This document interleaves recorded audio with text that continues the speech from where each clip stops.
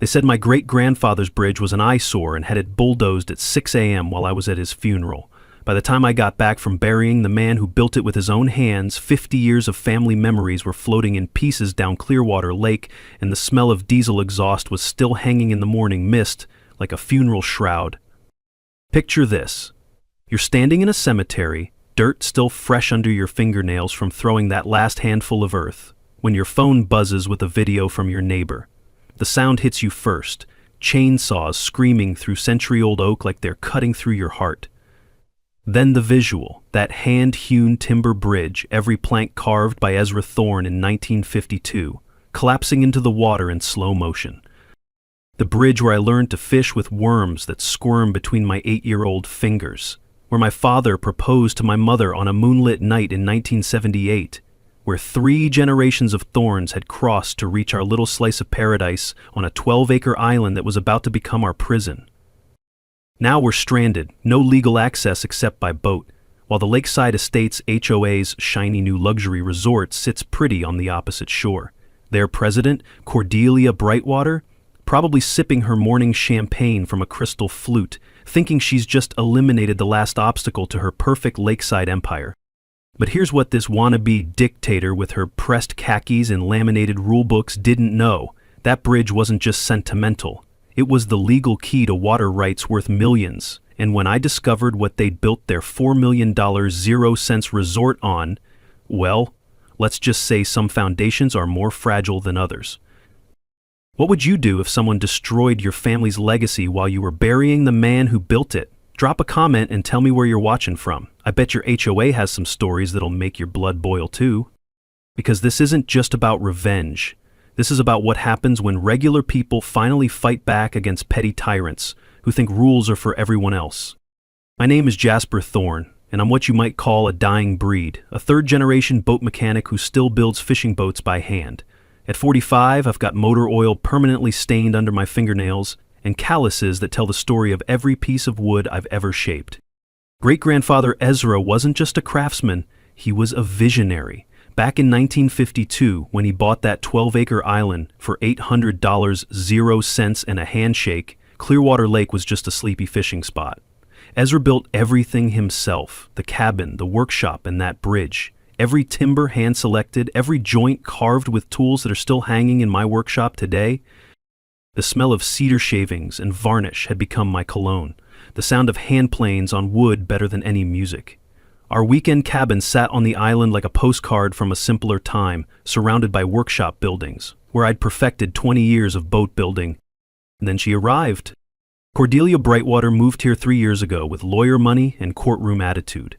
Picture this, a woman who iron presses her khakis every morning, drives a spotless white BMW SUV with a Rules Matter vanity plate, and never walks anywhere without a leather portfolio full of violation notices, perfectly manicured nails that had never touched dirt, speaking in legal jargon even when ordering coffee. From day one, Cordelia made it clear she was here to upgrade our neighborhood. What used to be a community of fishing families suddenly became a battleground of property values and aesthetic standards. She'd cruise the lake in her pristine pontoon boat, taking photos of anything that didn't meet her vision of lakeside perfection. The bridge became her obsession. She called it an unauthorized structure, an environmental hazard, despite being legally grandfathered in before any zoning laws existed. She'd stand on the resort's deck with binoculars, documenting every family member who crossed, plotting like a general planning an invasion. The funeral ambush was perfectly calculated.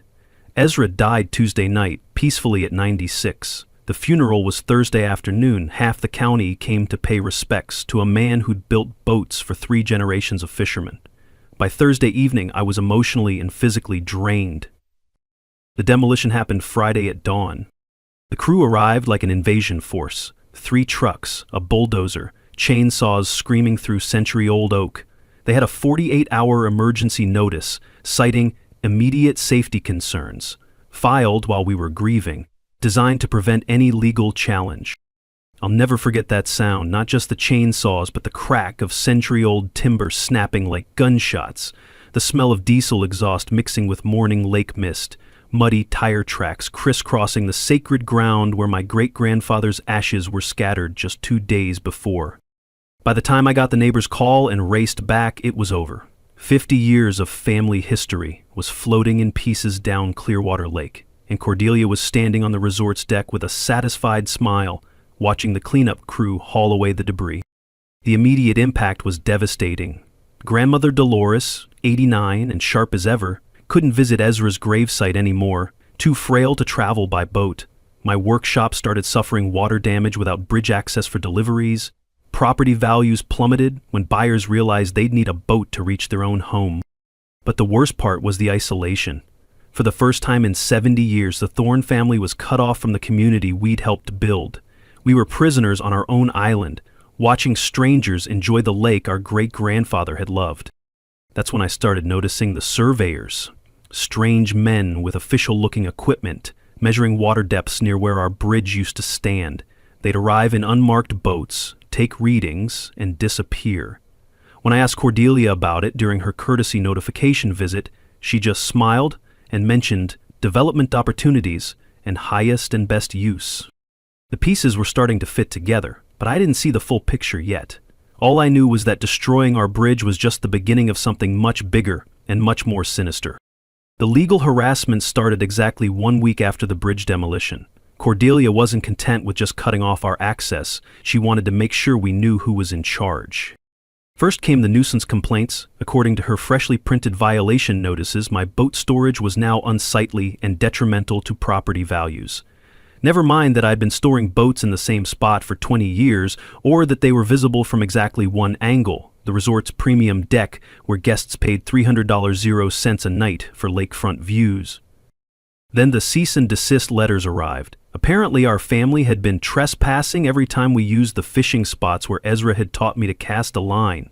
Cordelia claimed the HOA now held exclusive water rights to the entire lake based on something called continuous usage doctrine. The kicker? She threatened fines of $500.00 per day for any unauthorized watercraft operation. That included my grandmother's pontoon boat, the rowboat I'd built with my own hands, and even the kayak my teenage nephew used for fishing. I could taste the anger rising in my throat like bile. This woman was trying to turn our family lake into her private swimming pool. But here's the thing about growing up in a family of builders. You learn that every problem has a solution, and sometimes the best tools are the ones nobody thinks to use. While Cordelia was busy printing violation notices, I was busy digging through dusty boxes in my grandmother's attic. What I found changed everything. Tucked between my great-grandfather's war medals and my grandmother's wedding dress was a manila envelope marked Lake Property Important. Inside were Ezra's original handwritten survey notes, complete with hand-drawn maps and measurements that would make a modern surveyor weep with envy. The trip to the county courthouse was like striking gold. The clerk, a woman named Betty who remembered my great-grandfather, helped me pull the original 1952 land patents. What we discovered made my heart race faster than a two-stroke engine at full throttle. Ezra hadn't just bought an island. He'd bought the mineral and water rights to the entire lake bed. Rights that were never transferred, never sold, just forgotten as the years passed and the family focused on boat building instead of real estate law. But here's the beautiful part. Those rights were still legally mine. Every boat that touched the water, every swimmer who took a dip, every fancy yacht that anchored near the resort, they were all using my family's property without permission. The next discovery was even better. The original property deed included something called a perpetual easement for bridge access. In plain English, that meant the right to build and maintain a bridge was legally attached to our property forever. It couldn't be revoked by an HOA, couldn't be voted away by a neighborhood committee, and couldn't be eliminated by a woman with a laminated rule book. Here's your legal nugget. Always check original property deeds, not just current HOA rules. Older rights often trump new regulations. I decided to test my theory. Using Ezra's original 1952 blueprints, I started rebuilding the bridge exactly as it had been. The sound of my hammer echoing across the lake felt like a battle cry, each nail driven with the fury of 3 generations of thorns. That's when Cordelia made her next move. She came clicking across the dock in her boat shoes, sheriff's deputy in tow, claiming I was committing environmental destruction. The deputy, a young guy named Martinez who looked like he'd rather be anywhere else, couldn't determine the legality on the spot. He ordered me to stop work, pending investigation, which was exactly what Cordelia wanted. But she wasn't satisfied with just stopping me. She pulled out her phone and started filming, narrating like she was documenting a crime scene. "This is what environmental terrorism looks like," she announced to her camera, the smell of fresh pine lumber mixing with her expensive perfume, as she got close enough to make sure I was in frame. The taste of sawdust was still in my mouth when I watched her next door post go live that evening. She'd painted me as some kind of eco-villain, complete with dramatic photos and warnings about dangerous precedents. What she didn't know was that I'd been filming too. Every violation notice, every threatening letter, every interaction with law enforcement. And unlike her social media theatrics, my documentation was about to become evidence in a much bigger case. The mini twist that changed everything? While she was busy playing victim online, I was quietly filing paperwork with the county to officially record my water rights and easement claims. But the real shocker came when I discovered the filing fees. Apparently, asserting water rights also meant I could charge rent for their use. Every boat in that resort marina using my lake bed, every swimmer in their designated beach area trespassing on my property, every drop of water their fancy fountain pumped, flowing over land I legally owned. Cordelia wanted to play property rights games? Game on. But she just brought a laminated rulebook to a legal gunfight. Cordelia's social media campaign was just the warm-up act. Within 48 hours, she'd escalated to full-scale social warfare that would make a Pentagon strategist proud. The Save Our Lake petition appeared everywhere, complete with professional graphics painting my family as environmental terrorists. But Cordelia wasn't satisfied with online drama. She started spreading rumors that cut deeper. Suddenly, I was allegedly running illegal business operations and evading taxes. 20 years of honest reputation shredded by whispers and innuendo. The local newspaper ran a front-page hit piece titled, "Environmental Concerns Raised Over Lake Development." The reporter, clearly fed information by Cordelia, focused on potential ecological damage without mentioning my legal easement or 70 years of family history. Then came the pressure on the town council to fast-track new zoning restrictions. If Cordelia couldn't stop me from rebuilding what was already there, she'd make sure it could never be replaced again. The smell of diesel fuel and fresh lumber still lingered around my workshop, but now it was mixed with the bitter taste of fighting for something that should have been unquestionable: my family's right to exist in the place we'd called home for generations. But two can play the community organizing game. While Cordelia was busy with her petition drive, I was quietly building something more powerful: actual relationships with actual neighbors. I started hosting free boat repair workshops every Saturday morning. Nothing fancy, just neighbors bringing their outboards, sharing coffee and stories while I taught basic maintenance. The sound of wrenches on engines and the smell of motor oil became a weekly ritual that brought people together in ways that laminated rule books never could. The breakthrough came when I shared our family story at the Historical Society meeting. I brought photo albums dating back to the 1950s, showing how the lake had evolved from a working fishing community to whatever Cordelia was trying to turn it into. That's when I met Marcus Rivera, a retired environmental scientist who'd been quietly documenting changes to the lake ecosystem. Marcus had data that would make any environmental lawyer salivate, and it completely demolished Cordelia's narrative. "Want to see something that'll blow your mind?" Marcus asked, pulling out a folder thick with charts and water quality reports. "I've been taking measurements for 3 years, right since that resort started construction." The numbers told a story Cordelia definitely didn't want publicized. Dissolved oxygen levels near the resort had dropped 30%. Water clarity had decreased significantly. Fish population had declined 40% since the resort's grand opening. But here's the kicker. Marcus had historical photos proving the lake was actually cleaner and healthier when my family bridge was intact. Our small-scale access had less environmental impact than the resort's massive development and constant boat traffic. Here's your environmental nugget. Environmental impact studies are public record. Always check if developments actually followed their own promises. I started building an alliance with environmental groups by proposing native fish habitat restoration around our bridge area. Suddenly, my environmental terrorism became a community-supported conservation effort. The town council hearing was packed tighter than a tackle box. Cordelia had organized her supporters, mostly resort investors who'd bought into her vision of lakeside perfection. She presented a professional slideshow with architectural renderings and property value projections. But I had something better: 3 generations of local history and hard environmental data. When I stood up to speak, the room got quiet in a way that made the hair on my arms stand up. "Mrs. Brightwater talks about protecting our lake," I said, looking directly at the council members. "But my family has been protecting this lake since before she knew it existed, and we've got the water quality data to prove it." Marcus presented his findings. Local fishing guides testified about declining fish populations. The Historical Society president read testimonials from families quietly pressured to sell to resort developers.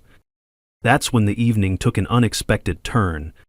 Cordelia stood up, her face red with anger, and made a fatal mistake. "These people are trying to destroy everything we've built here," she shouted.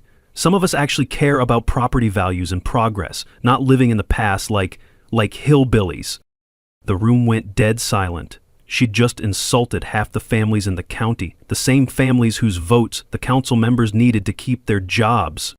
The council couldn't ignore the evidence, but they also couldn't ignore Cordelia's political pressure. Their compromise was predictably bureaucratic: table the decision pending a comprehensive environmental review, and grant a temporary restraining order preventing further bridge construction. Walking out of that meeting, I felt the crunch of gravel under my boots and realized something important. Cordelia's public meltdown had just shown everyone her true colors. This wasn't about environmental protection. It was about a woman who saw local families as obstacles to her vision of lakeside perfection. The real fight wasn't about bridges or property rights. It was about who got to decide what our community would become. And Cordelia had just made it clear that people like my family weren't part of her plan.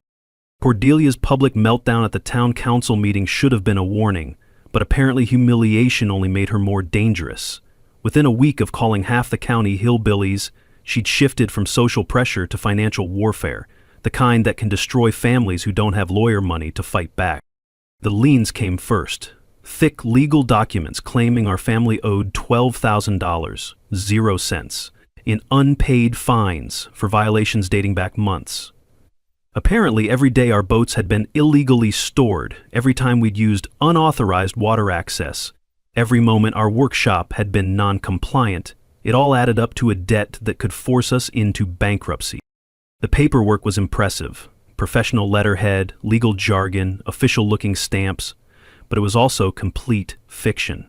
The fines were for violations of HOA rules that didn't legally apply to our property, enforced by an authority that didn't exist, for activities that had been grandfathered in before Cordelia was even born. But here's the thing about legal harassment: it doesn't have to be legitimate to be effective. The threat of foreclosure proceedings felt real when you're holding the papers in your hands, the expense of legal paper rough against your fingertips. The 30-day deadline felt real when you're calculating whether you can afford to fight it. Then came the generous offer. Cordelia's lawyer called personally to let me know she was willing to graciously purchase our property for $50,000, 0 cents, about a quarter of its actual market value. A fair price, considering the legal complications, he said, like he was doing us a favor. The smell of fear was sharper than any workshop chemical. I could taste it in my mouth when I looked at my 89-year-old grandmother, wondering if I was about to lose the only home she'd ever known because some lawyer from the city decided our family didn't belong here anymore. That's when I realized I was done playing defense. Time to find out exactly what kind of legal ground Cordelia was standing on.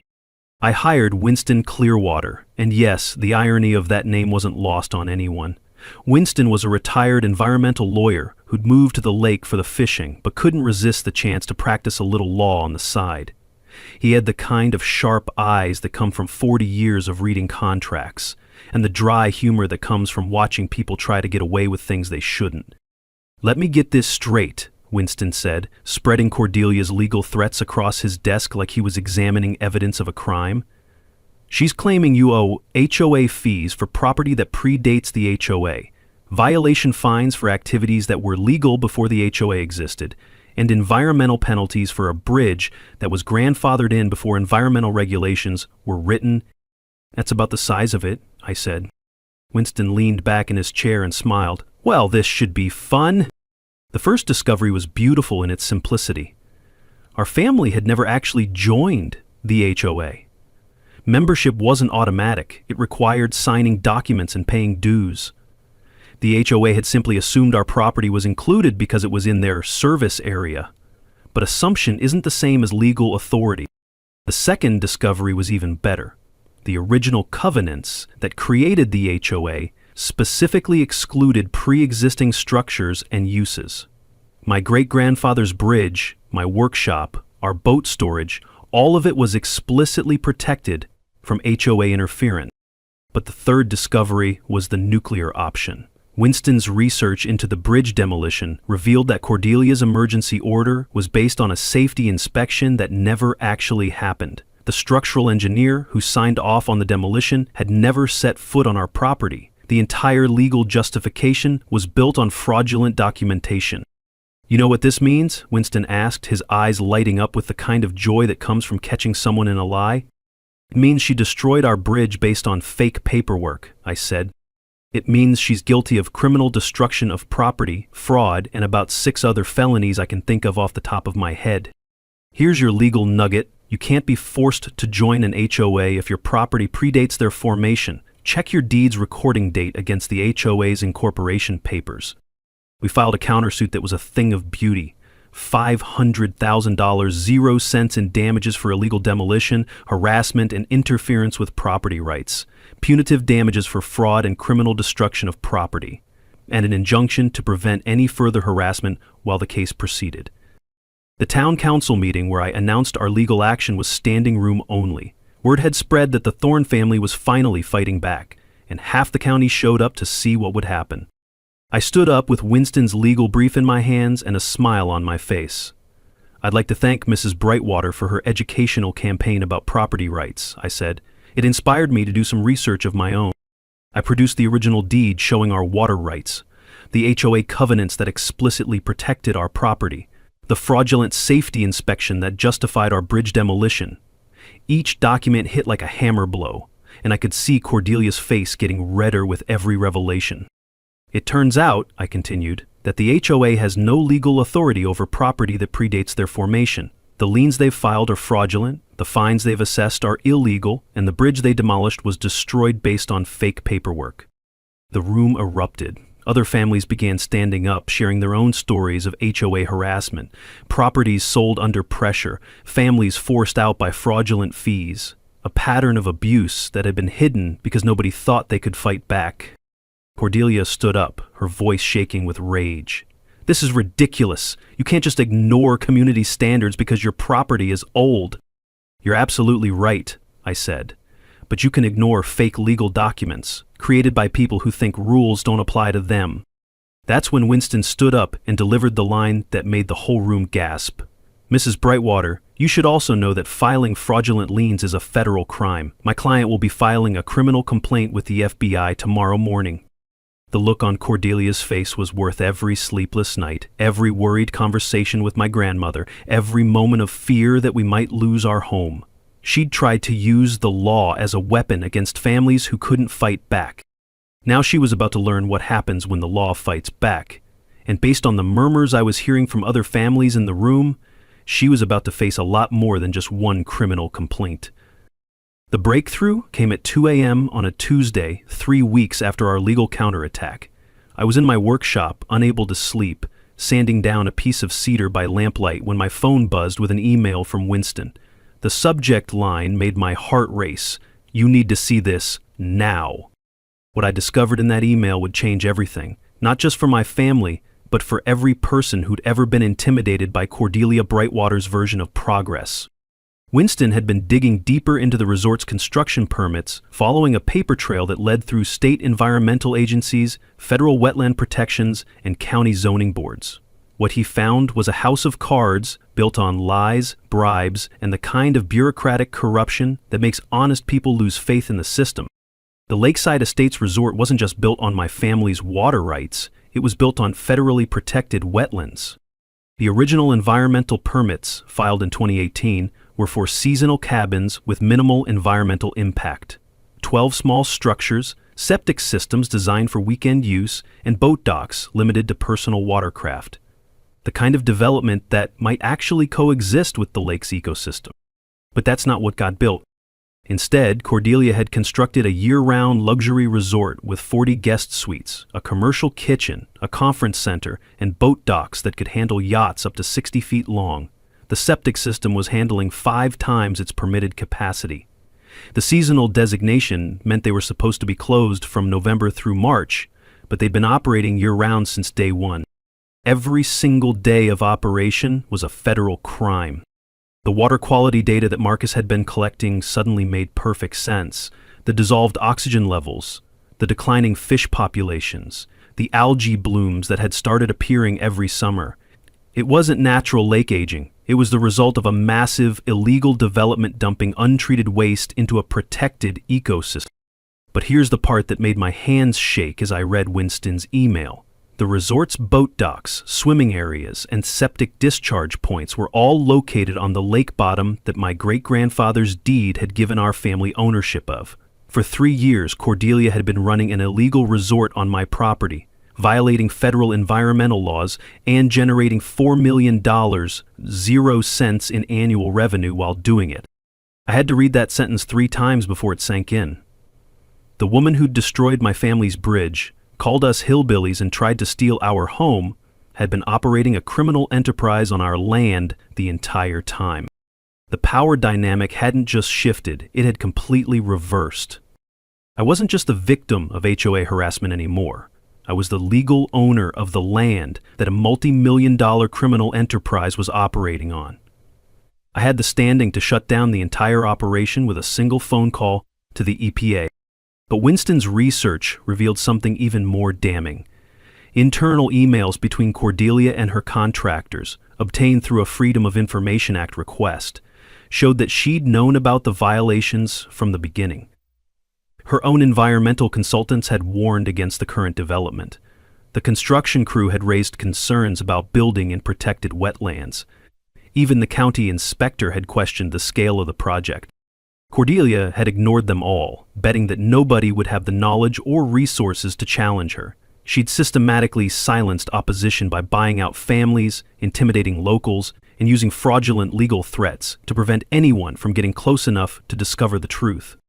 The bridge demolition wasn't just petty revenge. It was a strategic move to keep my family away from the shoreline areas where the worst violations were happening. She'd destroyed our bridge to prevent us from documenting the evidence that could bring down her entire operation. The scope of her deception was breathtaking. Fake environmental reports, bribed inspectors, forged safety certifications, a web of corruption that stretched from the county courthouse to the state environmental agency, all designed to protect a development that should never have been built. I sat in my workshop, surrounded by the smell of cedar shavings and the sound of water lapping against the shore, holding evidence that could destroy Cordelia's empire and restore our lake to what it was meant to be. But I also realized something that made my chest tight with emotion. My great-grandfather hadn't just left us a bridge and a cabin. He'd left us the legal tools to protect the lake he'd loved for 70 years. This wasn't just about justice for my family anymore.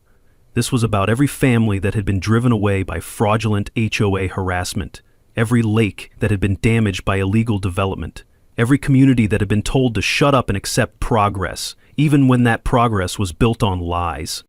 Cordelia had made one fatal mistake. She'd assumed that people like my family would never fight back, never dig deeper, never discover the truth. She'd bet everything on the idea that regular folks would be too intimidated by legal threats and too poor to hire lawyers. But she'd forgotten something important about people who build things with their hands. We know how to take things apart, too. And when you really understand how something is built, you can see exactly where the weak points are. The nuclear option wasn't just available now, it was inevitable.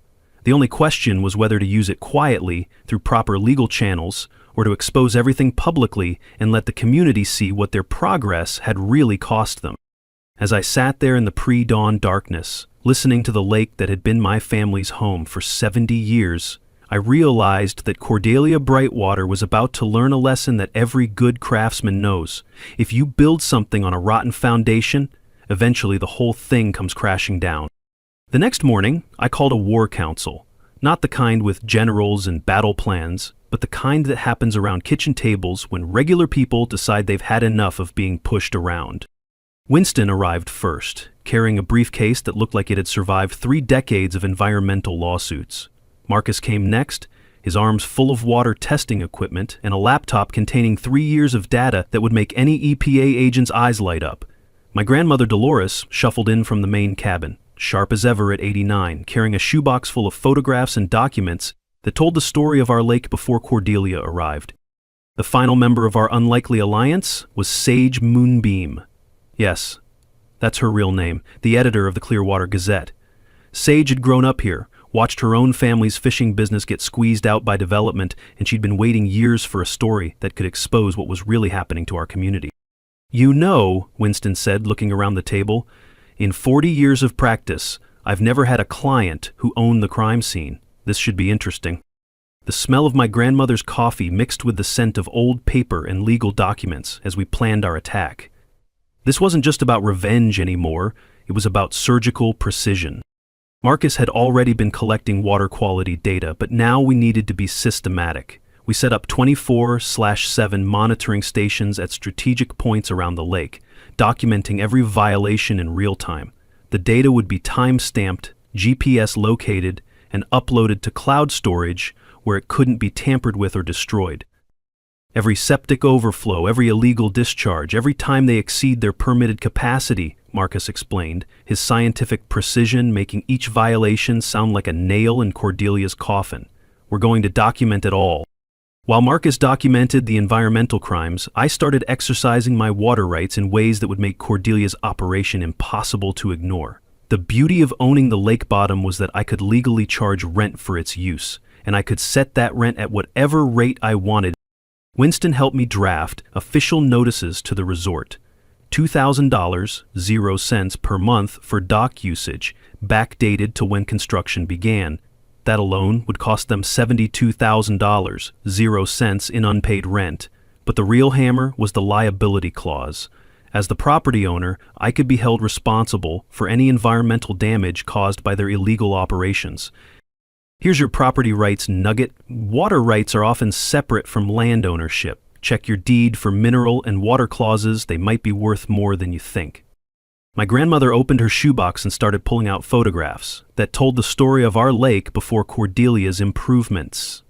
Pictures of crystal clear water, children swimming safely, families of fish that used to thrive in healthy ecosystem. The visual evidence was devastating, and it was going to be even more powerful when paired with Marcus's scientific data.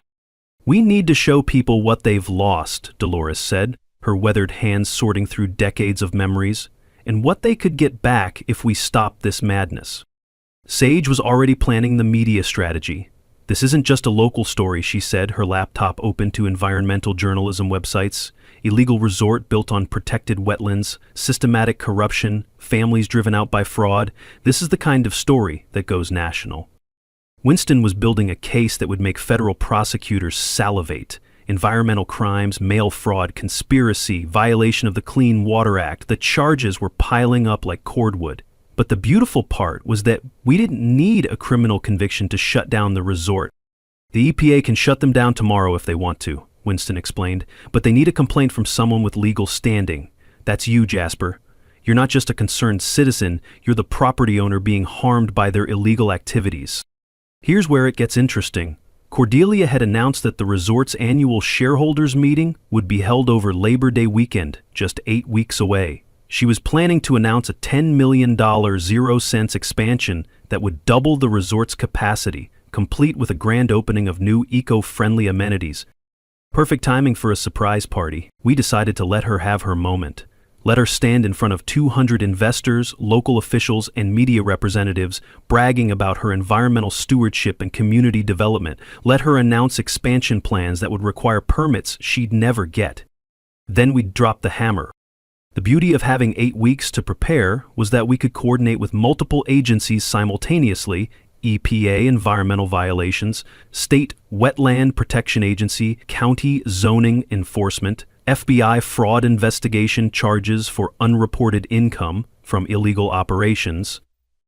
By the time we were done, Cordelia would be facing federal, state, and local charges from 6 different agencies. But the real poetry was in the timing.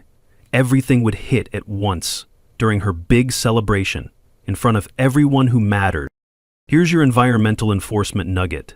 EPA violations can be reported anonymously by anyone, but reports from property owners get priority treatment and faster response times. As we planned through the afternoon, I started building the physical evidence we'd need. A floating platform anchored over my lake bottom property, establishing continuous presence and documenting every violation. Time-lapse photography setups that would capture illegal dumping, septic overflows, and unauthorized construction. The sound of hammers and power tools filled the air as I constructed what would become our evidence-gathering operation.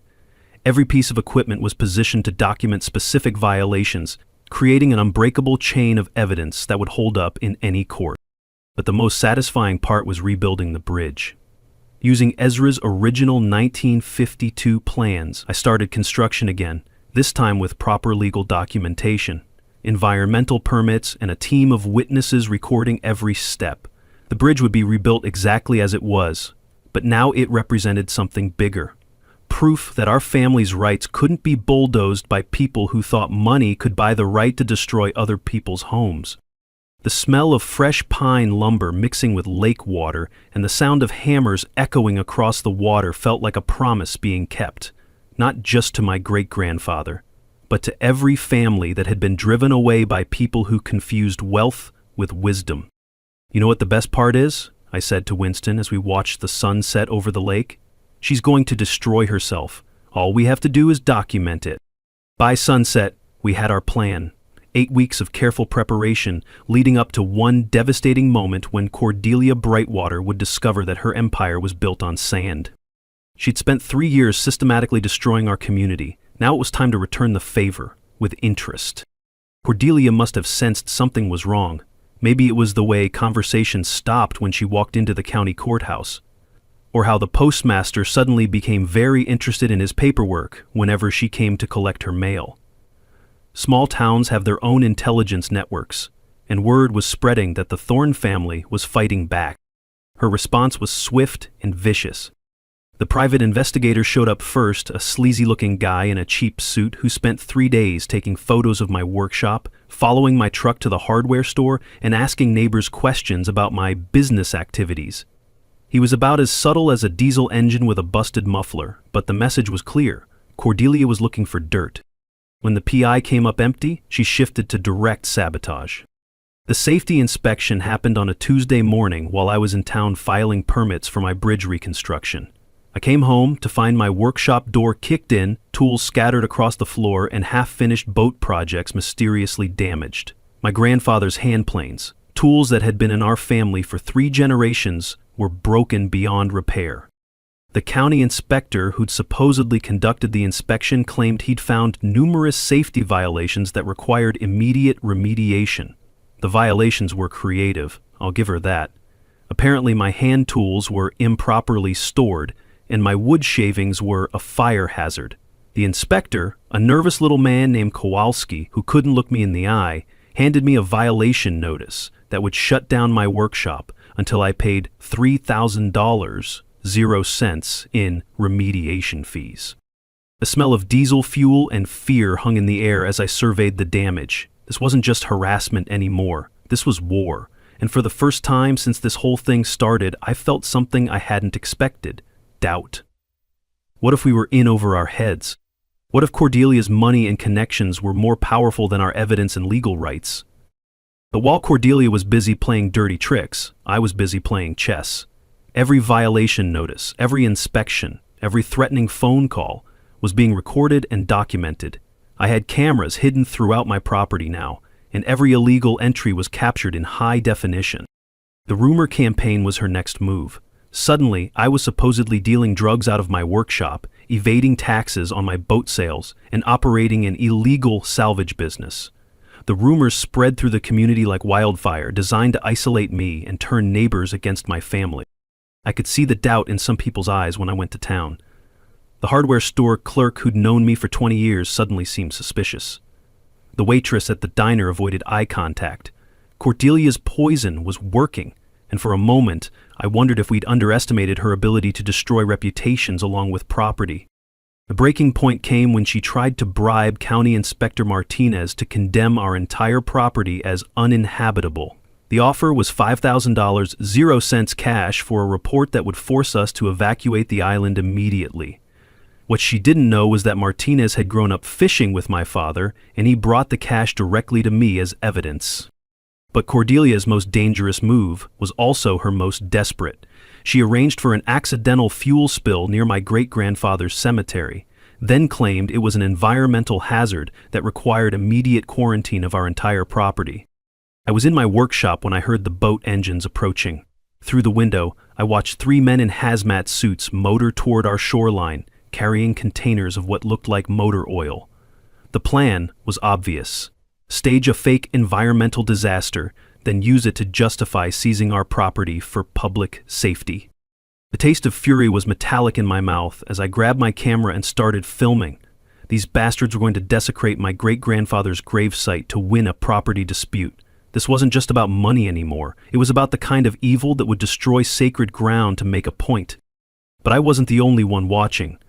Marcus had positioned remote cameras throughout the area as part of our evidence-gathering operation. Winston had been monitoring county communications for any unusual activity, and Sage had been tracking unusual permit applications and emergency orders. The moment Cordelia's goons started pouring motor oil into the lake, every camera in the area started recording. We had multiple angles of the deliberate contamination, GPS coordinates of the exact location, and audio recordings of the men discussing their cleanup operation. What they didn't know was that I had already called the EPA hotline. Real environmental agents were on their way, and they'd arrived just in time to catch Cordelia's people red-handed. The irony was beautiful. In her desperation to frame me for environmental crimes, Cordelia had committed actual environmental crimes in front of multiple witnesses and recording devices. She'd just handed us the evidence we needed to destroy her. Here's your documentation nugget. Hidden cameras on your own property are completely legal. Document everything before confronting bad actors, because lies crumble under video evidence. While the fake hazmat team was busy with their staged spill, I was busy with my own preparations. The floating platform I'd built was now equipped with water sampling equipment, time-lapse cameras, and GPS tracking devices. Every violation at the resort was being documented in real time, creating an unbreakable chain of evidence. The bridge reconstruction was nearly complete, built to the exact specifications my great-grandfather had used 70 years ago. But this time, it was more than just a bridge. It was a symbol of our family's right to exist in the place we'd called home for generations. As I watched the EPA agents arrive to investigate the environmental emergency, I felt the weight of everything we were risking. If our plan failed, we'd lose more than just our property. We'd lose the last connection to a way of life that was already disappearing. But as I held the video evidence of Cordelia's people deliberately contaminating our lake, I knew we'd crossed a line she couldn't uncross. In 6 weeks, she'd be standing in front of 200 investors at her shareholders meeting, announcing expansion plans for a resort that would no longer exist. All I had to do was stay quiet, keep documenting, and let her dig her own grave. The hardest part wasn't gathering evidence, it was watching her destroy everything we loved while we waited for the perfect moment to strike back. The fake environmental spill was just the beginning. With only 4 weeks left before the shareholders' meeting, Cordelia was getting desperate, and desperate people make dangerous choices. The bribery attempt came through a middleman who thought he was being clever. Ray Hutchins, a local contractor who'd been doing work for the resort, approached me at the hardware store with what he called a generous offer from concerned parties. "Look, Jasper," he said, his voice low and nervous, "some folks think this whole thing has gotten out of hand. They're willing to pay you $300,000, 0 cents cash, to relocate somewhere nice and forget this ever happened." $300,000. More money than my family had ever seen at one time. For a split second, I thought about my grandmother's medical bills, the stress this was putting on her, the easier life that money could buy. "Before you say no," Ray continued, "think about your grandmother. She's 89 years old. Does she really need this stress in her final years? What happens if something unfortunate occurs?" The implied threat hit me like a punch to the gut. They were targeting my grandmother now, using her age and frailty as leverage. The taste of bile rose in my throat as I realized how far Cordelia was willing to go. "Ray," I said, loud enough for everyone in the hardware store to hear, "you can tell whoever sent you that the Thorne family doesn't negotiate with terrorists." The social media campaign escalated next. Suddenly, Facebook and Nextdoor were flooded with posts about my family's environmental terrorism and threat to public safety. Professional-looking graphics showed supposed pollution data, fake testimonials from concerned neighbors, and warnings about property values plummeting if we were allowed to continue our illegal activities. But Cordelia had made a critical error. She'd hired a social media company from the city, people who didn't understand that in small towns, everyone knows everyone. The concerned neighbors giving testimonials were stock photos. The local business owners warning about economic impact had addresses that traced back to empty lots. My grandmother, who'd never used social media in her life, became a viral sensation when Sage posted a video of her responding to the fake testimonials. "I've lived on this lake for 67 years, Dolores said, her voice clear and strong despite her age. "I've seen seasons change, families grow up, and fish populations rise and fall.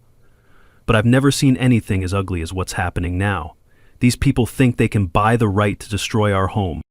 The video got 50,000 views in the first week and turned public opinion decisively in our favor. That's when Cordelia played her final card. She tried to have me arrested. The charges were creative, I'll give her that. Apparently, I was guilty of trespassing on public waterways, operating an illegal business without permits, and endangering public safety through unauthorized construction. The warrant was signed by a judge who'd been appointed after receiving campaign contributions from development interests. The arrest attempt happened on a Saturday morning while I was working on the bridge. Sheriff's deputies arrived by boat, led by a sergeant I didn't recognize, probably brought in from another county to avoid local complications. "Jasper Thorne," the sergeant called out, "you're under arrest for multiple violations of county codes and environmental regulations." The handcuffs felt cold against my wrists as they led me away from the bridge I'd been rebuilding with my own hands. For a moment, real fear crept in. What if this was it? What if Cordelia's connections were stronger than our evidence? What if my grandmother had to watch me go to prison for defending our family's rights? But as the boat pulled away from our island, I saw something that made my heart race with hope instead of fear. Winston was standing on the mainland dock with a briefcase full of legal documents. Marcus was setting up camera equipment to record everything. And Sage was live streaming the entire arrest on social media, narrating the events for a rapidly growing audience. "What you're seeing here," Sage said into her phone, "is the arrest of a man whose only crime was rebuilding a bridge that had been legally standing for 70 years. A bridge that was destroyed while he was at his great-grandfather's funeral." The live stream went viral within hours, the comments section filled with outrage from people who recognized the injustice, legal advice from lawyers who had been following the story, and donations to a legal defense fund that someone had started without my knowledge. But the most important result was invisible. Federal investigators had been watching the live stream too. The FBI had been building a case against Cordelia's operation for months, and my arrest gave them the final piece they needed, evidence of conspiracy to use law enforcement for personal vendettas. The 6 hours I spent in that county jail cell were the longest of my life. The concrete walls smelled like disinfectant and despair. And I couldn't stop thinking about my grandmother, alone on the island, probably watching the news coverage and wondering if she'd lose her home and her grandson on the same day. But when Winston got me released on bail, everything had changed. The fake charges were dropped when the FBI informed the local judge that he was under investigation for corruption. The sheriff's department was placed under federal oversight, pending investigation of their role in the harassment campaign. And Cordelia? She was about to discover that using law enforcement as a personal weapon is a federal crime. Here's your legal protection nugget. Recording interactions with law enforcement is legal in most states. Document everything, because corrupt officials hate being caught on camera. Walking back across my newly completed bridge that evening, I felt the solid oak planks beneath my feet and knew we'd won more than just a legal battle. We'd exposed a system of corruption that had been operating in the shadows for years, hurting families who didn't have the resources to fight back. The smell of fresh wood and lake water mixed with the satisfaction of a job well done. But there was also something else. the metallic taste of adrenaline that comes from realizing how close we'd come to losing everything. In 2 weeks, Cordelia would be standing in front of her investors trying to explain why her resort was under federal investigation and her expansion plans were impossible. But first, she'd have to explain why she'd used her position to frame an innocent family for crimes she'd committed herself. The hardest part was over. Now came the reckoning, and this time, the whole world would be watching. Labor Day weekend arrived with the kind of perfect weather that makes people forget about their troubles and remember why they fell in love with lake life in the first place. The sun was shining, the water was calm, and the Lakeside Estates Resort was buzzing with activity as 200 investors, local officials, and media representatives gathered for what Cordelia had promised would be the most important shareholders meeting in the resort's history. The irony wasn't lost on me. She'd chosen the weekend that most families use to celebrate the end of summer, the time when our lake had traditionally been filled with children's laughter and the sound of fishing boats heading out at dawn. Now it was filled with luxury yachts and the sound of people discussing property values. The meeting was held in the resort's lakeside pavilion, a fancy glass structure that offered panoramic views of the water and, unfortunately for Cordelia, a clear line of sight to my family's island where my newly rebuilt bridge stood as a testament to everything she'd tried to destroy. I arrived, uninvited, carrying a worn leather briefcase that had belonged to my great-grandfather and contained evidence that would end Cordelia's reign of terror. Winston walked beside me, his calm demeanor hiding the excitement of a lawyer who'd spent 40 years waiting for a case this satisfying. Marcus and Sage followed, carrying cameras and recording equipment that would document every moment of what was about to unfold. My grandmother had insisted on coming too, despite our protests about her age and the stress. "I've waited 67 years to see justice served," she'd said. "I'm not missing this." She sat in the back of the pavilion, her weathered hands folded over her purse, watching everything with the sharp eyes of someone who'd seen decades of injustice and was finally going to witness the scales balance.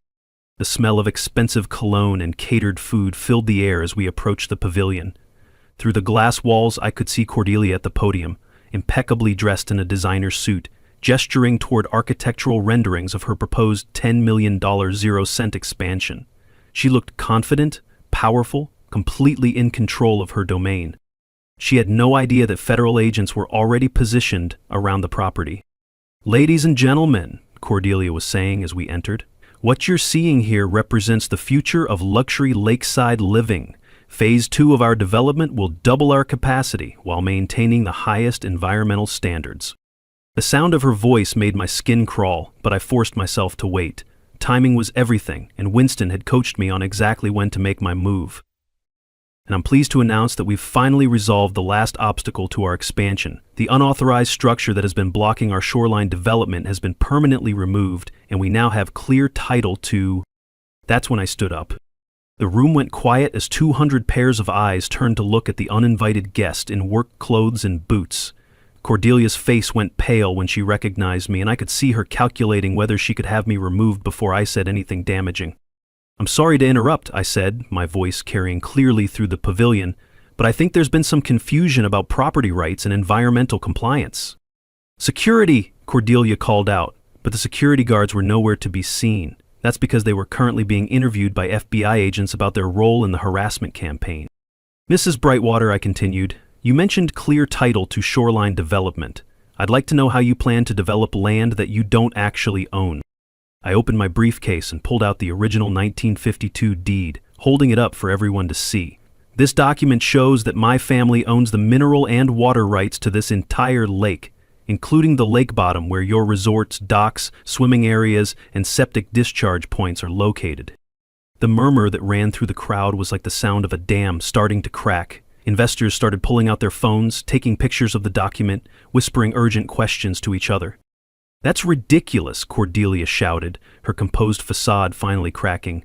"This man is a troublemaker who's been harassing our operation for months. He's facing multiple criminal charges for—" "Actually," Winston said, standing up with his own briefcase, "those charges were dropped when the FBI discovered they were filed fraudulently. along with the safety inspection that justified destroying his family's bridge, the environmental violations that were fabricated to harass his family, and the liens that were filed illegally to force them off their property. The crowd was getting restless now. I could see investors checking their phones, probably Googling news stories about federal investigations and corruption charges. But here's the really interesting part, I said, pulling out Marcus's environmental data. Mrs. Brightwater has been telling you about her environmental stewardship. Let me show you what 3 years of scientific monitoring reveals about the actual environmental impact of this resort. Marcus stood up and connected his laptop to the pavilion's projection system. Within seconds, charts and graphs showing declining water quality, fish population collapse, and illegal septic discharge filled the screen behind Cordelia.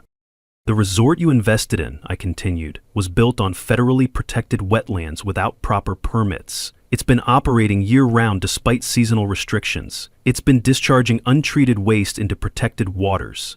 And every day of operation has been a federal crime. That's when the doors opened and FBI agents entered the pavilion. The lead agent, a woman named Sarah Chen, walked directly to the podium where Cordelia was standing, her heels clicking against the floor like a countdown to justice. "Mrs. Brightwater," Agent Chen said, her voice calm but authoritative, "you're under arrest for violations of the Clean Water Act, conspiracy to commit fraud, and using intimidation to interfere with federal investigations."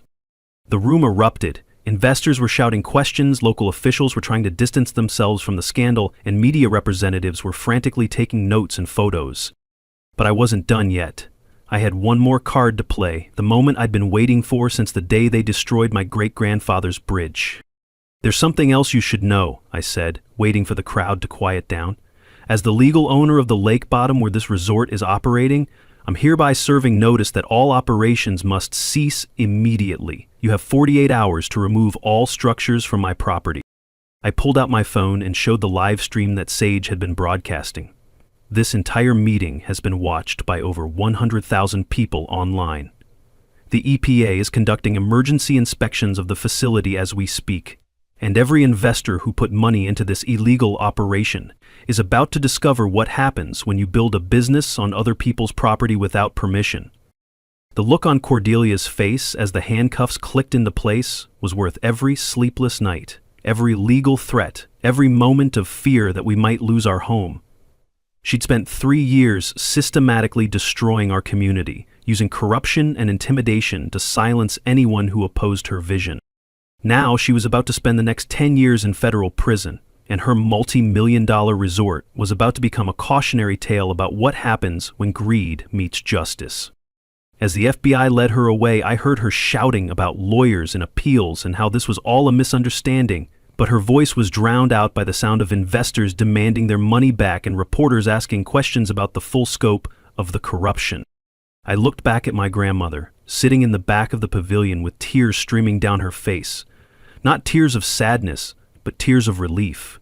The kind that come when you finally see justice served, after decades of watching bullies win. The best part? The whole thing was being live-streamed to an audience that had grown to over 200,000 people, including environmental groups, property rights activists, and families who'd been fighting similar battles against corrupt HOAs across the country. Justice had been served and everyone was watching. 6 months later, I'm standing on the bridge my great-grandfather built, watching the sunrise paint Clearwater Lake in shades of gold and amber that remind me why this place is worth fighting for. The water is so clear I can see fish swimming 20 feet down, actual thriving fish, not the struggling survivors that were barely hanging on when Cordelia's resort was poisoning their habitat. The immediate aftermath of the shareholders' meeting was like watching dominoes fall in the most satisfying way possible. Within 48 hours, the EPA had shut down the resort's operations and begun emergency environmental remediation. The septic systems were pumped and sealed, the illegal docks were removed, and the swimming areas were cordoned off until the contamination could be cleaned up. Cordelia's legal troubles multiplied faster than algae in a polluted lake. Federal charges for environmental crimes, state charges for fraud and conspiracy, civil lawsuits from investors who'd been defrauded, and a mountain of back taxes on the income she'd hidden from illegal operations. Her legal fees alone exceeded $750,000, 0 cents, before she finally accepted a plea deal that would send her to federal prison for 8 years. But the real poetry was in what happened to her precious resort. The federal court ordered the property to be sold to pay restitution to victims of her crimes. The buyer? A consortium of environmental groups and local families who converted the entire facility into a public nature preserve and educational center. The Lakeside Estates Resort is now the Ezra Thorne Memorial Nature Center, named after my great-grandfather and dedicated to protecting the lake ecosystem he'd loved for nearly a century. The luxury suites have been converted into research facilities and educational classrooms. The conference center hosts workshops on sustainable lake management and property rights protection. The boat docks are now used by school groups studying aquatic ecology.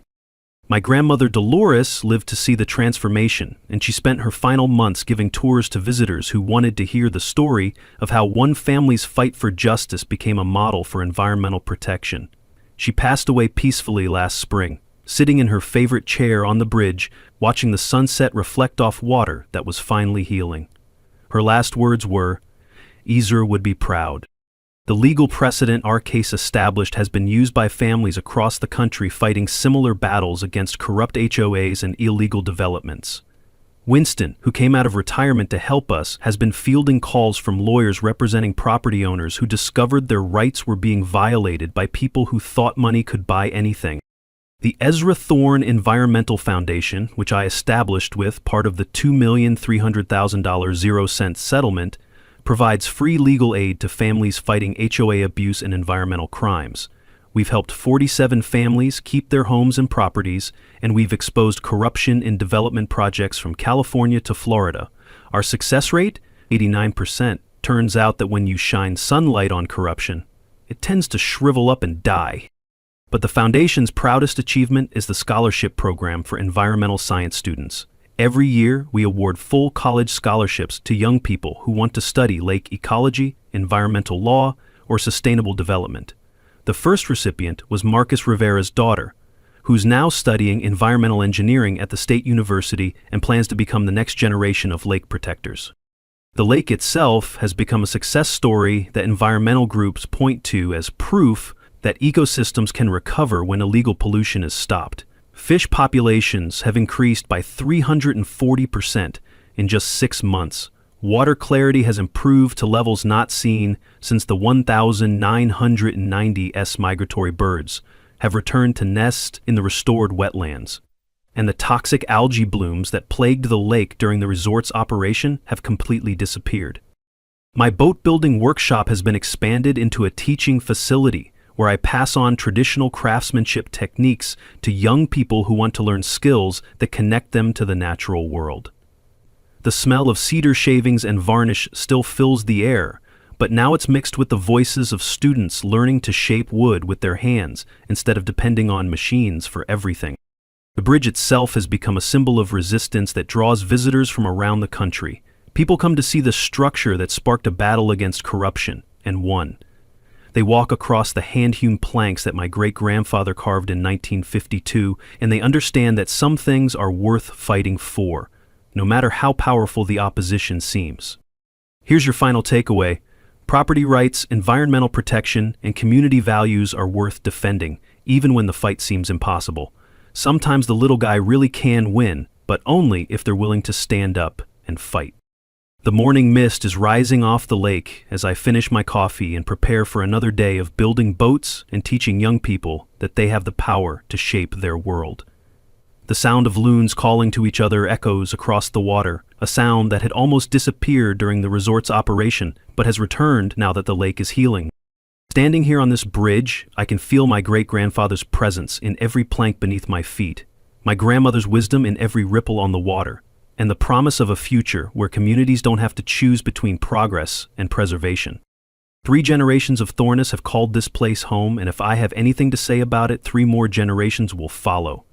The bridge stands strong, the water runs clear, and the community that was almost destroyed by greed has emerged stronger than ever. But this isn't the end of the story, it's just the beginning. Last week I got a call from a family in Texas whose mineral rights are being stolen by an oil company with connections to local politicians. The corruption is deeper, the stakes are higher, and the bad guys have even more money and power. Sounds like they're going to need some help from people who know how to fight back. Before I sign off, I want to hear from you. Drop your worst HOA nightmare in the comments below. I read every single one. And some of these stories might just inspire the next battle for justice. And if you want to see more stories about regular people standing up to corrupt officials and winning, hit that subscribe button and ring the notification bell. Share this story with anyone who's dealing with HOA abuse, environmental crimes, or corrupt officials who think they're above the law. Knowledge is power, and the more people who know their rights, the harder it becomes for bullies to win. The sun is fully up now, painting the lake in colors that remind me why this place is worth protecting. The bridge my great-grandfather built with his own hands is solid beneath my feet, and the water that 3 generations of my family have called home is finally clean enough for my future grandchildren to swim in. Some fights are worth having, some bridges are worth building, and some victories are worth sharing with the world. Thanks for listening to our story. Until next time, keep fighting the good fight.